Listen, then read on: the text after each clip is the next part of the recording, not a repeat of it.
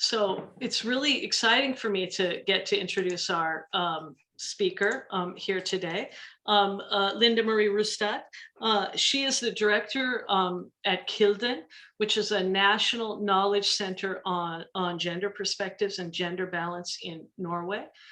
Linda holds an MA in philosophy on feminist theory of science from the Norwegian University of Science and Technology. She is definitely very actively engaged in many places in terms of both in the Nordic countries, but also Europe and internationally in terms of gender equality in research. I really can't think of a better person to sort of get us started and orient us to the topic, if you will. I'm very excited to have you here today, Linda, and the floor is yours. Okay, thank you so much for this very kind introduction, and I'm thrilled for this invitation, of course, and I would so much have been, I think this is what we are saying everyone these days, that we wanted to meet each other, and I'm also would be so interested to hear about all the projects all the participants are having. I'm sure you will have some very interesting days. So what I'm going to do, I have made a PowerPoint presentation, of course, but not so many slides. I also want to tell you about who are we, what are Kilden, and I hope that we also can be a resource for you in this course you're having, but also when you are continuing with your research. So what I'm going to do now is to share my PowerPoint presentation, and I'm doing that by having I'm doing some technical experimentation here to see if that works. Let's see. Share screen. There it is. And I guess you can see it now. Do you see my full screen now? Do you, Mary-Lou? You can, or do you see the? We see your first slide, and then what looks like your next slide. Okay. In the sidebar. So then I tried it. What do you see now? Is it? We see your first slide and then the regular sort of non-presentation view. Now we're back to your full slide and the next slide as well. It shows your notes, basically. This is the joys of technology. Perfect. That's great. Okay, great. Thank you. Perfect. So I know that you have forwarded the booklet. Kilden, my colleague Trine and I wrote some years ago, and I will have a short agenda for my talk. I want to tell you about Kilden, and as also Sarah was mentioning, why do we need gender perspectives when doing research? What are the arguments? And why did we do this work? I think that could also give some interesting insights. And then I will concentrate on basic concepts and to elaborate a bit more than what we did in this booklet. And of course, how shall we do this? And this picture is from the launch when we made this booklet. We had a big seminar arrangement in the city center of Oslo and invited the executive director of the Research Council of Norway. We had researchers, and we wanted to both to challenge those who actually can do something about this and those also that are supposed to integrate a gender perspective in the research. And we had a quite interesting discussion. So now I want to share, and this is also very exciting. I don't know, do you now only see the slide, don't you? Yeah, just a slide. Just a slide. So then I do this. I want to show you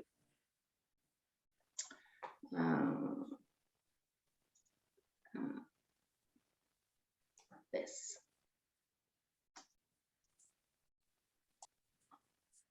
And is it working? Do you now see the website? We do. You do. So this is Kilden. We are, as Mary-Lou said, we are a national knowledge center in Norway, working on gender perspectives and gender balance in research. And our main mandate is to do dissemination. We are not researchers ourselves, although many of us have a research background from different fields, mainly in, well, I myself in philosophy, but we have also in history, but also in gender studies. And I think this is also interesting. Some of us are in, you know, in the disciplines, but we are defining us as gender researchers, although gender research is also a specific field. So we do dissemination, and we have a variety of methods of how we are doing this. And I think in a way, our flagship is our news magazine, which is independent. It is editorial, and we can criticize research, and we can criticize the authorities. And although Kilden is an independent department of the Research Council of Norway, it is the Research Council of Norway who have established Kilden 20 years ago. And we are a kind of hub for also researchers in Norway doing research on gender. And we also are like on assignment from different ministries, helping them to disseminate, for instance, gender-based violence for the Ministry of Justice. And we also have an assignment for the Ministry of Education and Research to disseminate knowledge on gender balance in research. So I wanted to show you this page. Of course, I want you to follow us. You can sign the newsletters, but I want also to show you this, because working on gender issues, people can say, oh, isn't that very a specific field? Aren't you working on very, small issues here? And I say, no, look at this. We are working on the whole society. Gender is really a cross-cutting issue in everything. And this is what gender perspectives in research is also about. It is the dissemination, it is the how to motivate researchers and also those who fund research to understand how gender is interesting and is actually very, very important for fields that we do not necessarily think of as relevant for gender issues. Like we are now working on gender and the green shifts. People know about the UN sustainable goals, and they know about gender equality, but to see the links is still a challenge. So here you can find, and I have seen you come from different fields, mainly in social sciences, as I could see, but you can find here a lot of research dissemination from our news magazine, where we write mostly, I have to say, about Norwegian research, but hopefully you can find it interesting. We have also a publication for different fields, so please feel free. So now I'm going back to my PowerPoint. Now I'm going. Okay. So you see my full screen again? No? No, again, we have your notes. Yes. Oh, you're so patient. I'm so happy. Of course. See. Now, I think it's perfect. Great. So why do we need a gender perspective? I was so happy that I could join the EU expert group Gendered Innovations. Some of you might have heard about this. I've been in the field since, I think, 2006. So I have been working with research policy, and gender dimension and gender balance is part of the EU language when we talk about gender equality. And it's all sometimes mixed. People, when we are talking about gender perspectives, we are talking, or the gender dimension, we are talking about content. When we are talking about gender balance, we are talking about numbers. So it is connected. I'm not going to talk about that today. It is connected, but it is two different topics, I would say, research policy topics. So in 2010, I think, Commission first had an expert group on gendered innovation, and it was a cooperation with Londa Schibinger and Stanford University. And they built up the website Gendered Innovation, and in 2000, I think it was in 18, they decided to have a new expert group to revise the case studies at Gendered Innovation website, and also to come with some policy advice for Horizon Europe. And this was, of course, extremely exciting. And I know that Ineke Klinge will come to you later this week and to tell you more about this work. But I think that the arguments we were discussing in this group, and I think they are very common arguments for why should we have a gender perspective in, or the gender dimension in research. So this is pretty much from the report from this expert group. We should have gender perspectives in our research because it adds value to research in terms of excellence. And this project also says, what do you call it? Gender X, it's on excellence. And I have some critical, I want to say something in the end about this or later on. But it's also about creativity and business opportunities. It helps researchers and innovators question gender norms and stereotypes. And I mean, this is definitely true. Leads to an in-depth understanding of diverse gender needs, behaviors, and attitudes. I hope so. Addresses the diverse needs of citizens of the European Union and thereby enhances the societal relevance of the knowledge, technologies, and innovations produced, hopefully, I would say. Contributes to the production of goods and services better suited to new markets. And in a way, I have no trouble with these arguments at all. And I believe in them. I think it's true, but I think it misses something. Because if you have a too instrumental approach to gender, and to think that you have to gain something, either economical advantages, excellence, better knowledge, what if, in the sake of the argument, what if you don't gain anything? Should we then drop it? This has been discussed among researchers in Norway. And I was myself confronted with this when I edited a booklet called Talent at Stake. That was about gender balance arguments, more women in research increases the excellence of research. What if that doesn't happen? How can you measure it? That's another question, of course.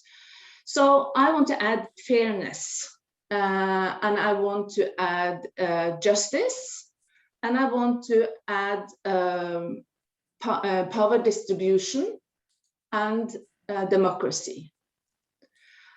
And I think this is, this is really important. I think this is the core, this is the baseline or the basic for why we should do this. Because as we know, for instance, in Europe today, gender is at stake in a way, democracies are threatened at stake. And a very important institution for building a democracy is the universities. It's research-based academic freedom, knowledge. So to have gender perspectives to contribute to power distribution,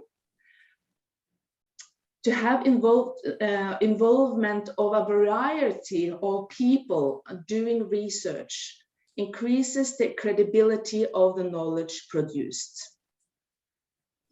And it's fair, because knowledge is also about power. And it shouldn't be only a few, some people who should decide what we should do research about. So don't forget this, and be happy to discuss it. And if you also have, this is for everything in my talk, please, if you have any questions, I will be happy to discuss this with you. I think this is close to my heart. I think it's very, very, very important, although I do not want to I do very much agree with the conclusions from the gender innovations, these arguments. I believe in them. but please don't forget the other kind of arguments. I think this is important. Okay. So, what did we want to do? Why and how? And I'm now coming back to this. This is Norwegian. Oh, I have this filter, you don't see it. This booklet. We knew that more and more researchers were interested in doing gender. And they were asking, well, we are not gender researchers. How can we do this?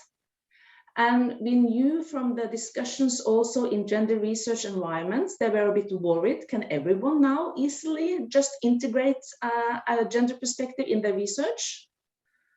How can we do this in a good qualitative way?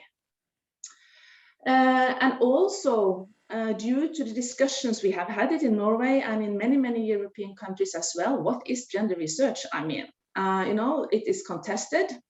It is considered as controversial. So we also wanted to, in a way, kind of demystification work. This is not a big deal in a way. It's not controversial to have a gender perspective in your research. So we wanted to show it by concrete research examples from a Norwegian context, you know, made by Norwegian researchers. In a way, you're doing, it's a lot of gender perspectives going on. And if you see it, you understand that this is very, very important. So it's a kind to demystify what this is all about. And we also wanted to, you know, to in a way say that this is not a kind of normative, you should do it this way or this way. We wanted to be a kind of a gender police out there, but we wanted to show what it might entail more than telling people or researchers what gender perspectives are. So we wanted to motivate, to stimulate, and to in a way, in a pedagogical way, to show in a positive way what this might be. And what we see now is that researchers are interested to discuss it, because we can raise the questions, but you have to find it yourself in the research, and whether it is a master thesis or your PhD, or if you are a postdoc. I know that you are from different levels in your career. You have to find this out yourself. So, and how did we, I mean, we had to cluster it. We had to make a frame for the work we were doing, and we used Research Council Norway had just launched their sustainable strategy for what we wanted to prioritize in Norway. And this is also, we had the English version is a bit edited to fit more to the European scene. So it is, you can see it, it looks like the missions in Horizon Europe. We were considering, should we show what gender perspectives might be in different disciplines? But discipline-wise, it's not how in policy making we are framing research needs. It's more the grand challenges. Another issue, what we find important, is that when people are thinking about gender, those who are not gender scholars, is that it's all about gender differences. But it's not. And I think this is also very, very important. It's more about how gender comes into play in various contexts. And I hope that this could also be interesting when you have, as you are gathering here from different contexts, different fields, different countries, different debates about gender. How does gender comes into play in your context? And it's not always about, you know, what about men? What about? You have to discuss it more, try to be concrete, what is at stake in your field. And I'm going to say a little bit more about that. A third point is that critical perspectives are necessary in all research. So we base our work on the tradition of critical theory. And to be critical is not to be always, it is to be critical on society, of course, but it's also to be self-critical. And I think this is sometimes lost, I think, also in gender research nowadays. And this is back to the more feminist epistemology and feminist theory. Don't forget, who am I? And everyone should ask that question. The relation with subjectivity and objectivity, for instance, is pretty much at stake here. Another thing we did in order to see what is happening in Norway, to get an idea of do people actually understand, or do the higher education institutions know what gender dimension is? So we wrote a letter to all the rectors at universities and research colleges in Norway and asked them what they are doing, what do they think gender dimension is about, and why do they think it is important? And we got a lot of quotations from rectors, for instance, the rector for the Norwegian School of Economics. And he said, well, gender perspectives are useful when the research has consequences for human beings. I mean, so pretty much all research. But I think this is, well, great, a good start. And then it comes to basic concepts. And if you have had the time to look into our booklet, you will see that this is pretty much from the booklet. We do have what we call gender blind research. And this is research that do not take gender into account, presumably, and assumes that the research is gender neutral, or that potential differences between men and women are not, or you can say all gender are relevant. So what is, I think our role as having the gender lens is to have some critical questions here. And if you dig into the so-called, gender blind research, you will find that here you find the man as the norm. It's a very androcentric research. You find it, for instance, in law. The ambition of law is, of course, equal treatment. You are equal, what do you call it, against the law. You are equal, but we live different lives. And the equality when building or developing laws are so important that you could say that you are rich and poor are equally forbidden to sleep under the bridge, are equally forbidden to sleep on the streets. And then you very much see that equality and the norm of, in a way, neutrality will have quite different consequences for different groups.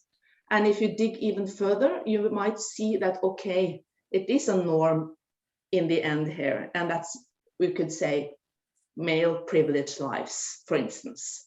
Or you find it in health. As you know, I guess, a lot of health research are based on empirical studies on male rats. And nowadays, you also use female rats. And then they say, well, okay, so Linda, you're wrong.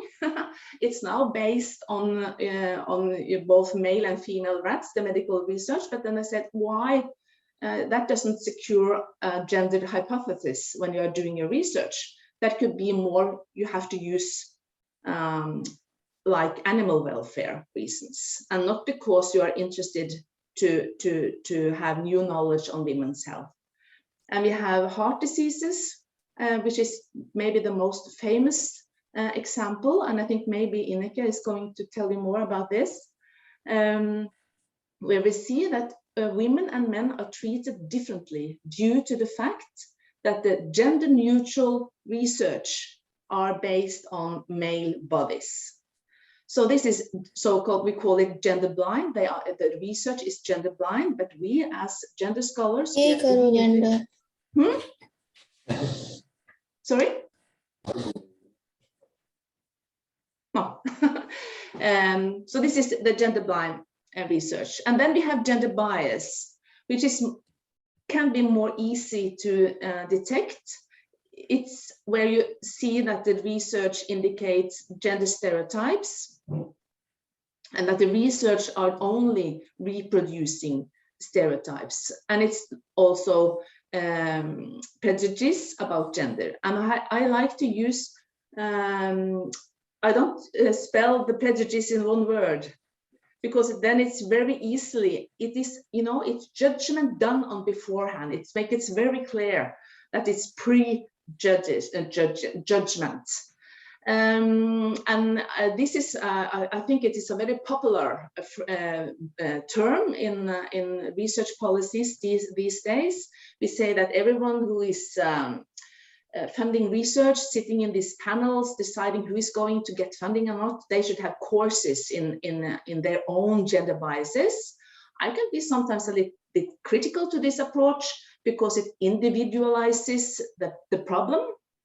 Because I think just to say that you have a gender biases, it can be a way of getting focus another direction than to see at the structures and cultures in society.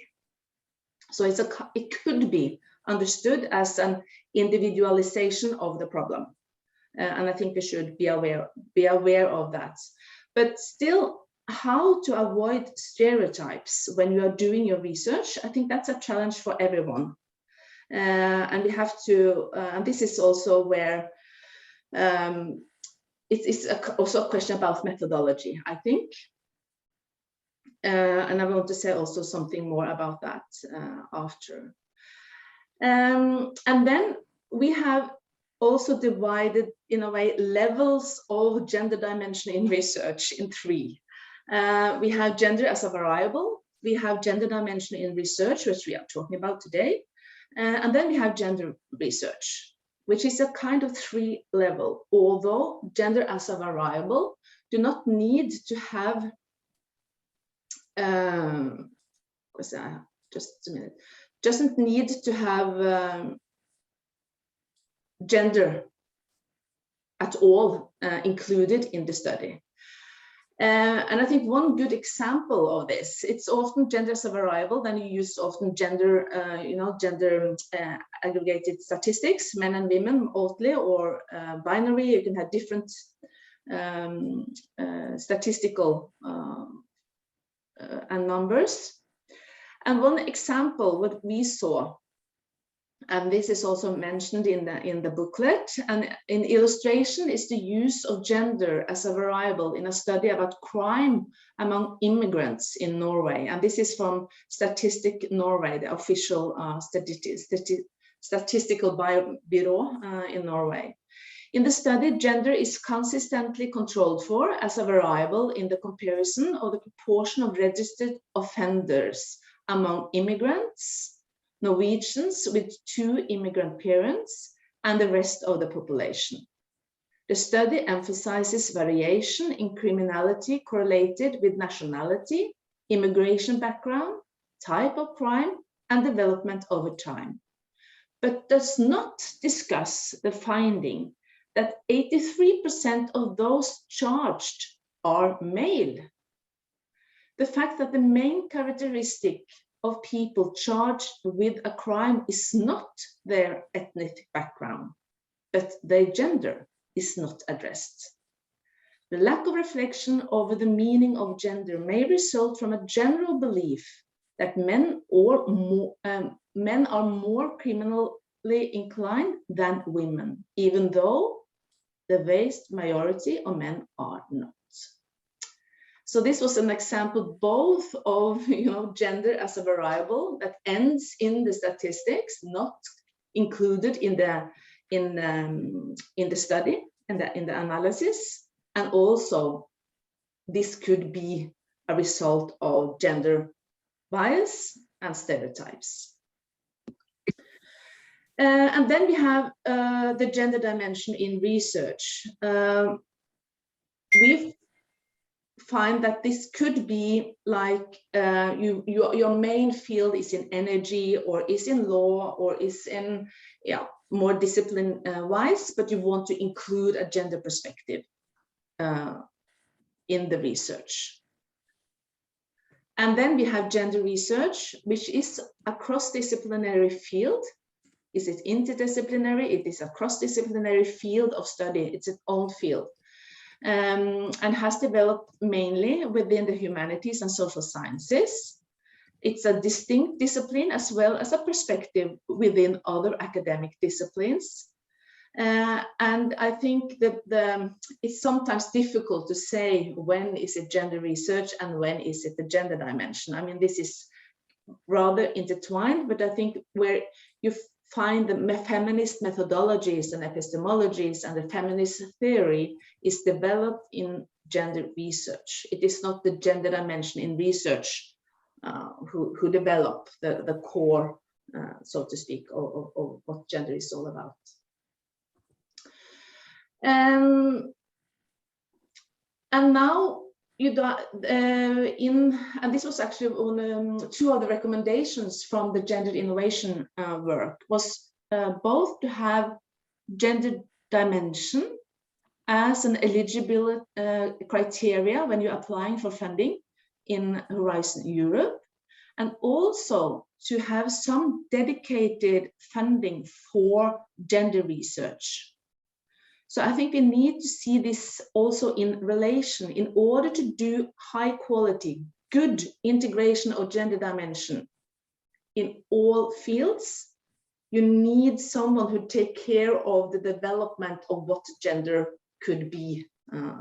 So to have some dedicated funding, I think, and this is, we are of course very happy that this is now actually implemented in Horizon Europe. So, about stereotypes, this is of course always a challenge when research findings confirm gender stereotypes. What to do? I mean, and this goes also back to the idea of doing gender is always about gender differences. When you talk about the gender differences, it's very easy to think that this is in a way based on it's based on biology and not gender roles. So it's so stereotypes is something I think tricky all the time. You want, and then we have to also to go back to the need of being to ask critical questions. For instance, we have this research on nature management that showed gendered patterns which might confirm stereotypes. And the patterns is that women are more likely to go to use the neighborhood surroundings from the forest and where they live. But men, they are going, uphill in the mountains, doing hunting. But this is not for all women or all men. So therefore, I think it's also important to have in mind we have to differentiate within the different genders. Women are not like that, and men are not like that. And I think this is from the post-structuralist and postmodern turn in the 1990s. I think this is very important to have in mind. This is to do the anti-essentialistic work is still needed. So this on this picture, it might be, I think it's 3 mothers maybe going, doing some extreme skiing. And in the introduction here, you were talking about intersectionality. And this is, of course, very important. At Kilden, we say we're using the gender plus perspective, which is slightly different, I think, from both intersectionality and diversity. But this is, of course, something to be discussed. I think we are, and many of together with us are struggling how to deal with it. Our intention is, of course, to be as inclusive as possible. But as Grenshaw, she said that I'm not black and a woman, I'm a black woman. And when you have an intersectional approach, it is the intersection that's the focus and not the different variables that comes into the, to the intersection. And it's not just an adding on, which is very often the case, I think. But what is also in, to have an intersectionality approach does not necessarily mean that you have a focus on gender. You can have other meeting points in the intersection. It's not always that you raise the gender issue. Maybe that was the intention at the beginning, but what I see sometimes, I can see a lot of, in policy making, for instance, they say they have an intersectional approach and they are discussing class and ethnicity, for instance, disability and ethnicity or sexuality, not gender. And then you have the concept of diversity, which is, I think, very unclear. It's very unspecified.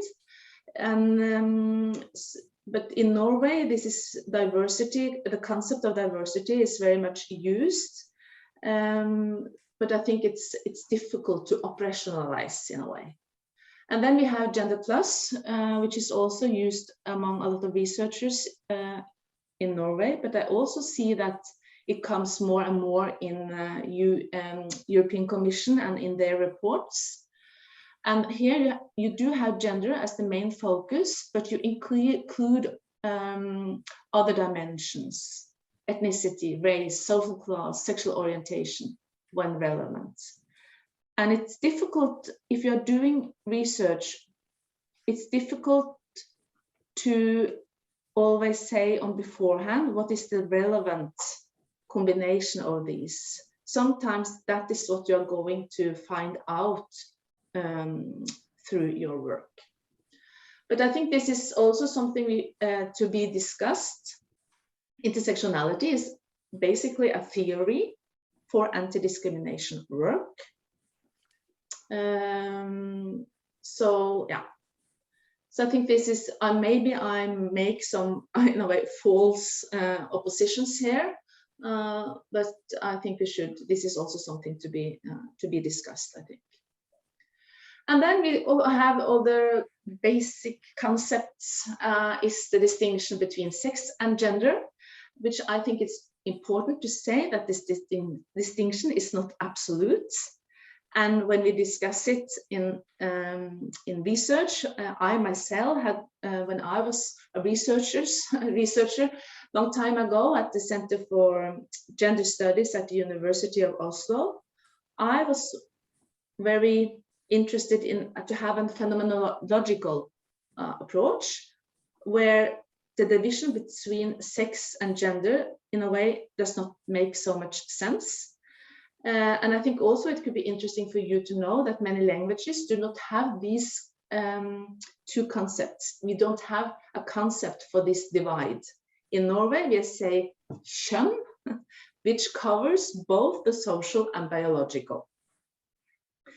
And I know also that gender has been, you know, that theoretical concept, and it's for some been, what do you call it, alienated field when this has been adopted in foreign languages.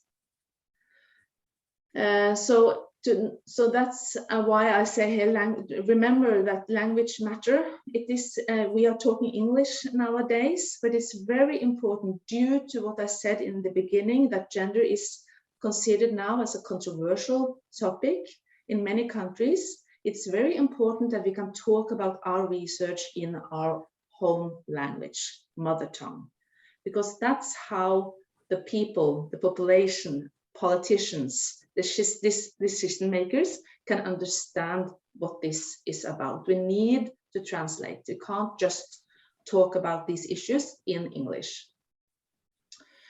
I think you know the differences between sex and gender, but I think we should be aware of that in some cases it's not so easily to see we shouldn't forget the sex part. Body and soul is connected in some matters. And I think we also have some examples in the booklet about this. So language matter. And I know that doing research, I think many of you probably will publish in English, but that is also what we are doing at Kilden. We are consequently, we are disseminating, we have some English translation, but we are, when we are doing research journalism on gender research, it is for the public, so they try to translate the terminology into Norwegian. And my last slide, it is pretty much also from the checklist at the end of the booklet. How to do this. I was thinking to say that this should be your first question. Maybe some of you are in the middle of your work. Of course, it's never too late to integrate a gender perspective. But to have it, I think it's important not to have it only as an add-on, and then you have the gender issues. As I said also about this, to have it as a variable, you have to include it in the analysis. And also to think about what kind of methods are you using, theories, where do you use theory from gender research, for instance? What is the composition of your focus groups if you're doing empirical studies? So it is to think through this, which is, I think it's very important, and to argue for what you choose to do. And then about dissemination, and I saw from Sarah's slide that some of you also was interested to discuss dissemination, which is, of course, this is pretty much what we are doing. And this is also, of course, very important. And we have dissemination courses also for gender research and gender scholars, because they could be actually sometimes afraid to go to, I mean, newspapers, what is happening out there. So to help researchers and to motivate them, to actually write a chronicle, opinion piece of what you are doing, tell people outside the research environment on what you are doing. And then I also think about what kind of language you are using. Of course, if you are heading for a research career, you need to have it in English probably, but to have some reflections about this for your target groups. If you want to go public, newspapers, who are you writing for? Is it for the policymakers? Is it for the civil society? Not always to write to your friends, for instance, but to have this outreach. I think that is very, very important these days. Maybe more important than ever. And then at the end, what about feminist epistemology? That's also very close to my heart, although it's many, many years ago since I was doing this. And I was very, very, I mean, I was in love, I will almost say, in Donna Haraway, Situated Knowledges. I had never met her, but I was very motivated, and I think her work, and it's still, and this was pretty much in the 1990s, many, many years ago, but I know that it's still relevant. And I think it's what we are talking about, to be aware of who we are and our own positions. But she's also reminds us that there are no innocent positions for doing research. So I think that was actually my last slide, except from this.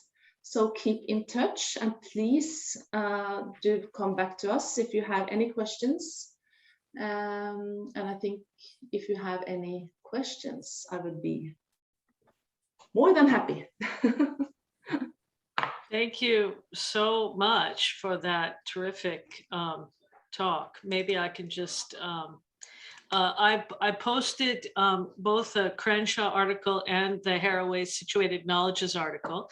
I can tell you they're definitely still relevant because I'm currently teaching a doctoral class on feminist ethics and research methodologies, and I teach both those articles. So still very relevant. That was why I could also post them very quickly, because I have them ready.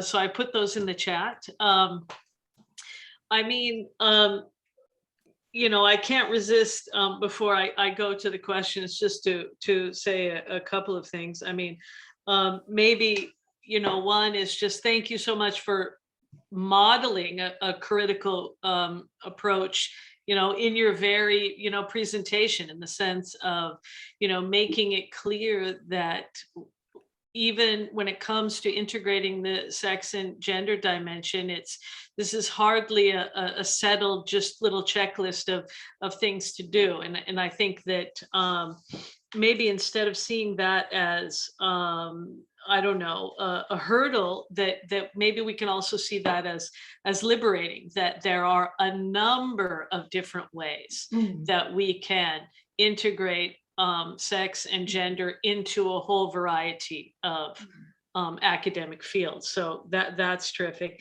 And of course, I mean, first and foremost, we have this discussion a lot just about the issue of, let's not forget things like fairness and justice and democracy, that I often use the line, first and foremost, this is an issue of justice. It's not about gains. It's not about, can I publish more? Can I get more funding? It's about basically making an entire group of people visible that have in many ways been rendered invisible. And the issue of, we made a small little video for part of the project, and we purposefully wanted to make the video as non-binary as possible. And it was hell.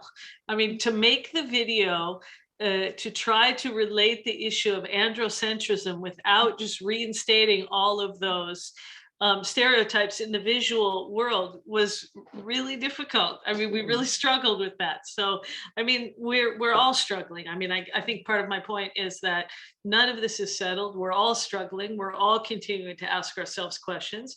And so thank you so much for bringing those great questions. There were a couple of questions in the chat. The first one probably focuses on Kilden and the, when you showed the website, somebody's basically asking who can publish at Kilden, or who publishes it at Kilden, and what kind of content is published there. That's the first question. Well, on the most prominent, as you can see on the website, is the news magazine, and there we have research journalists. We have an editorial, and so we have research journalists, and we are pretty much choosing. So we are doing interviews basically with Norwegian researchers, or if we have international, of course, researchers hosting in Norway. So we are choosing and we are writing, but we do have also debates and chronicles, and asking different researchers to write to us. And for instance, we had a chronicle series last year, What is Gender Research?, inviting the heads of Center for Gender Research environments in Norway, and which ended in a debate at the Norwegian conference. And we had also a chronicle series on men and masculinities. And we have so we, if you want to write a chronicle to us, please feel free. Sometimes we translate to English. And we do also like literature studies. We collect like we have this series, What Do We Know About? So what do we know about gender equality and artificial intelligence? So that is, we are 7 people, permanent positions at Kilden. So we are basically writing ourselves, but we also have this scientific journal, which has editors from professors outside Kilden. But this is a Norwegian about language. This is the only journal, scientific journal on gender studies in Norwegian. So lots of opportunities. And I think that, but I also think the point about language and the fact that we need to be doing this work in lots of languages. And I mean, as somebody who operates in two languages most of the time, Turkish and English, I think that although I think all of us can recognize the importance of English, it does have a way of turning into a kind of tyranny of English, and that I think is a real issue.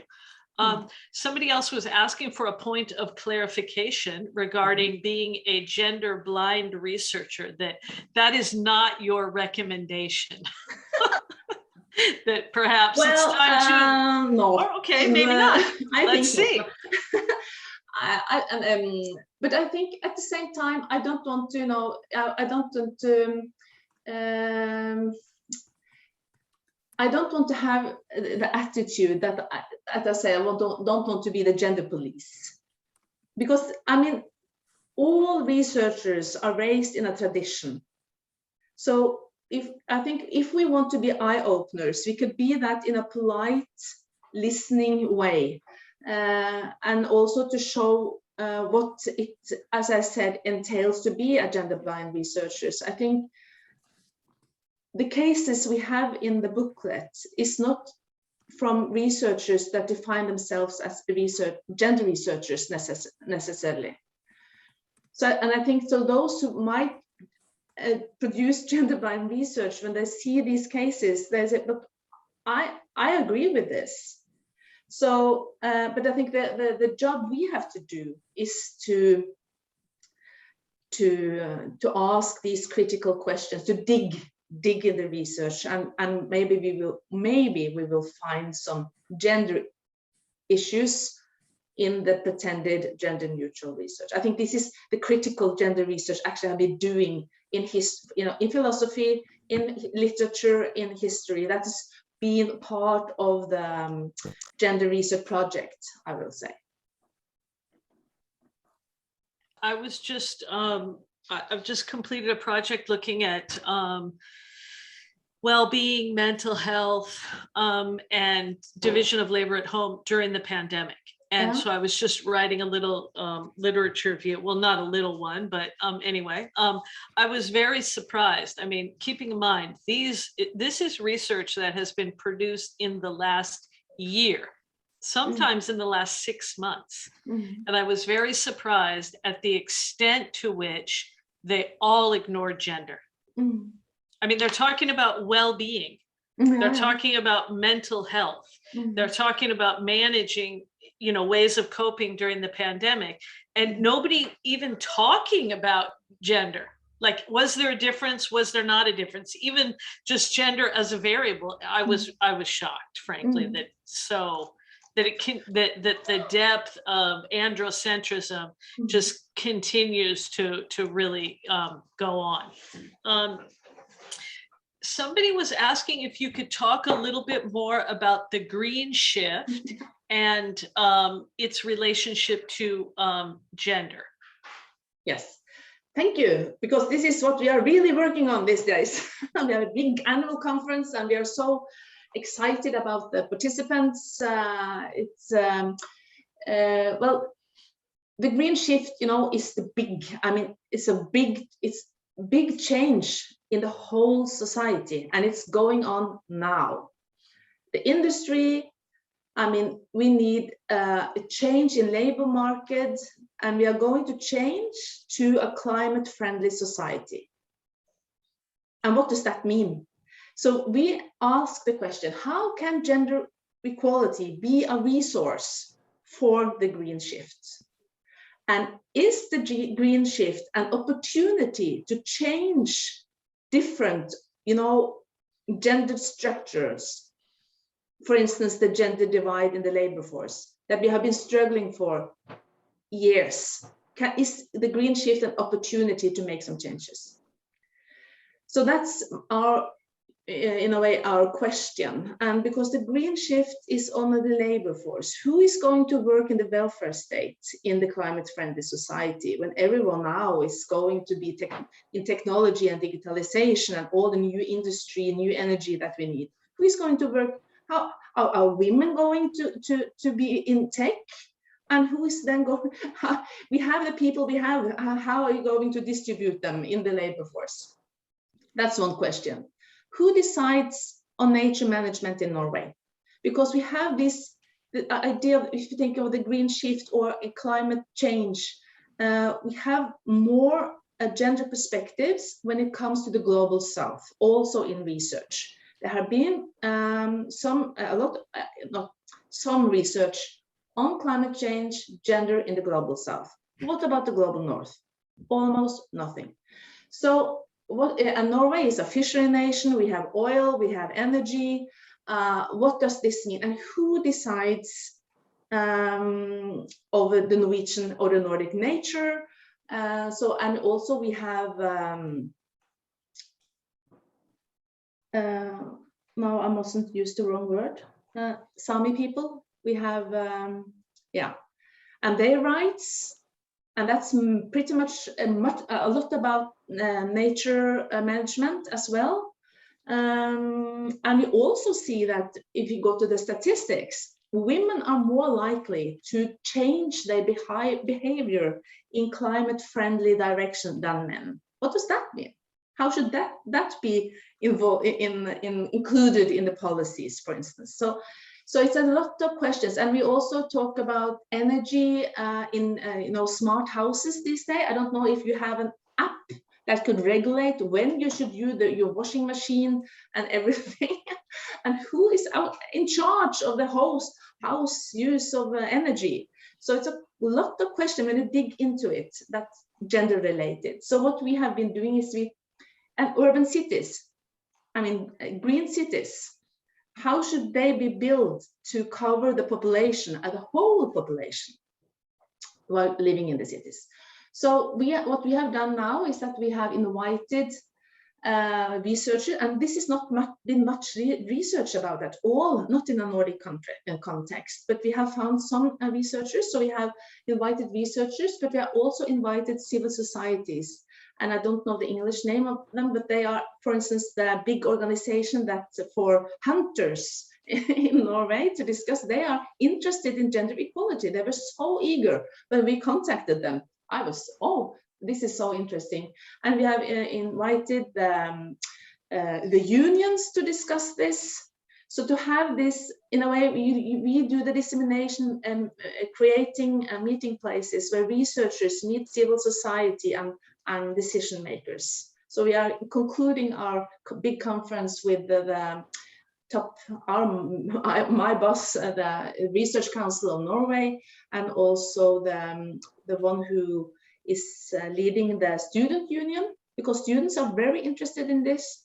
So I think it's the green shift. You can find some articles also at Kilden website. Some of them might be translated to English, but I think it's a lot of interesting questions in this regard. And we also wanted, the sustainable goals number 5 is dedicated to gender equality. So we skipped that. We wanted to see how gender can be included in all other sustainable goals.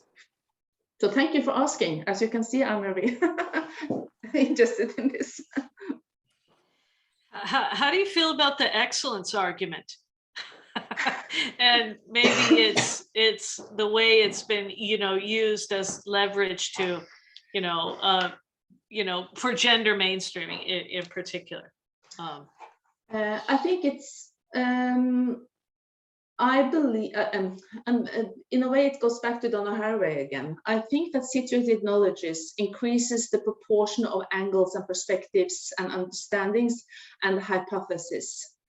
And of course, when you have research, medical research based on men that women are using and they are dying, this is the extreme example.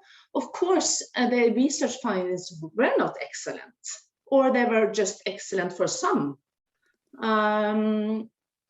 So it's the robustness. So, and of course, I think the big issue also, maybe this depends on how you define excellence, of course, but the increases the proportion, the robustness, the adequacy for research, and you get this idea of the creativity. So I do not want to resist the idea of the connection to excellence, but I think shouldn't be the only argument. It should be a variety of arguments. Somebody has asked, to what extent do you see, I'm trying to find there it is. In your view, to what degree do you feel the gender perspective could be considered a wicked problem? I admit that I had to look up the definition of wicked for this one. I'm happy to say that our participants send it in the sense of a wicked problem defies any standard attempt to find a solution because it is a symptom or result of multiple contingent and conflicting issues. Whew. What do you mean by wicked problem? I'm not sure, because is the question that it is a bit a constructed problem? Is that the question, or that because I think that's part of the question. Yeah. Well, sometimes we get some. We are on Facebook, so the trolls, the trolls, they love us, of course. And they said, okay, of course, gender is always, when you're doing gender research, gender is always the solution or the answer, or, so, and maybe gender is not the problem, but you can find it somewhere else. And I think in one way, yes, I hope that when you're doing this research and to be concrete, specific, and to also have this critical question, you want to avoid stereotypes, maybe you end up with saying, well, in this specific case, I started with asking questions regarding gender. I ended up with findings on class. It is a class issue. It's not a gender issue. So that would be gender research. You can't.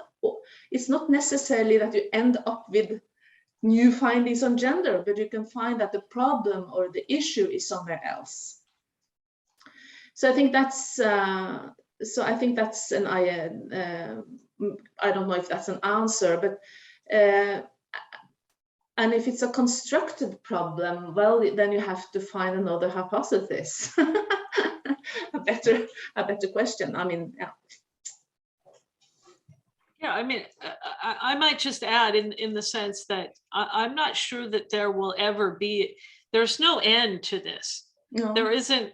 I don't believe there will come a day when we find the solution to gender and gender equality, and therefore, okay, we're all done now. Great, everybody sleep well. I mean, I think that it's such a interesting and malleable and mixed up.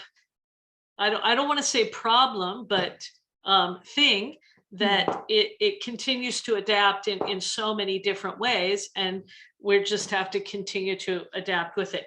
Maybe one more question before we final question before we go to the break. So somebody was asking, so my question is about strict binary oppositions in gender research.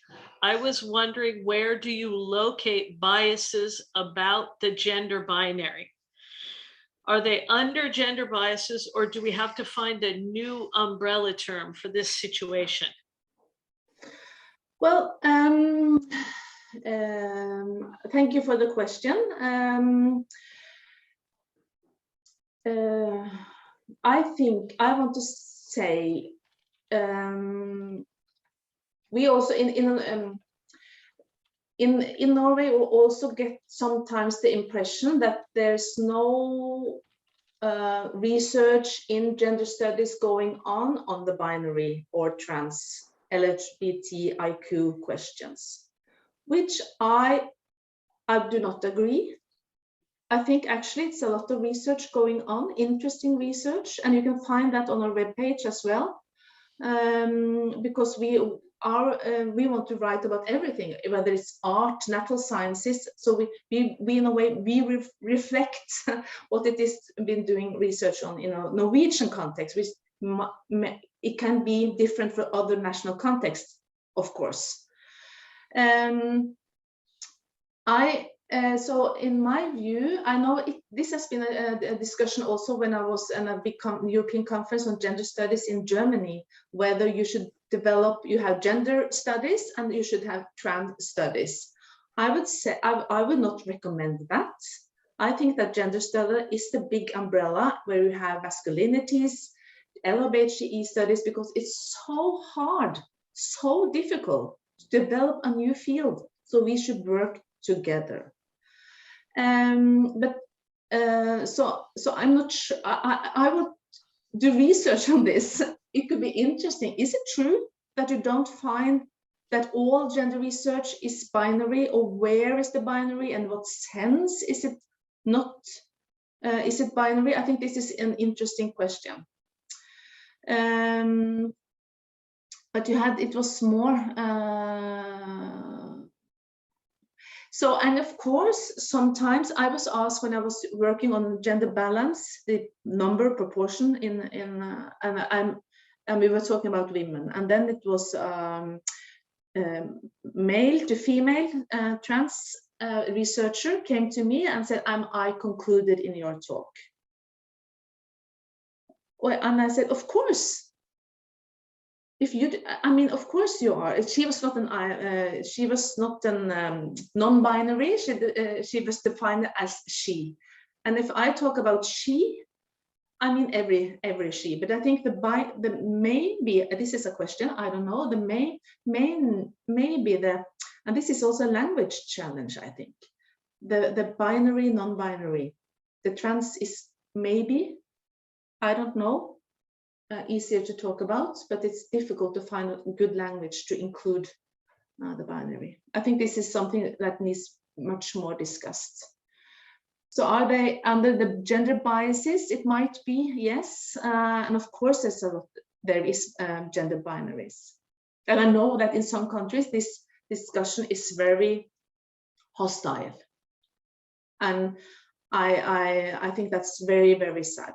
It's very polarized and it's very hostile, and we want to, in a way, we want to contribute to have a louder voice and to discuss properly about this, because it's about people's lives, so it's very important. So thank you for the question. Thank you very much. Yeah, I mean, if I can just maybe one sentence kind of bring us back to issues of justice and democracy. I mean, I think we need gender research that is as inclusive as possible of all genders and all identities, because if we don't have that, then we are excluding people. And that is at its very basis, I think, undemocratic, basically, to be, and unjust, for lack of a better way to put it. So thanks, everybody. That was thank you so much, Linda. That was terrific. Exactly what I could have hoped for. I personally learned a lot, and I think we had a terrific discussion. And thank you so much for, really getting us off to a great start as we start, the rest of our 5 days together. My clock says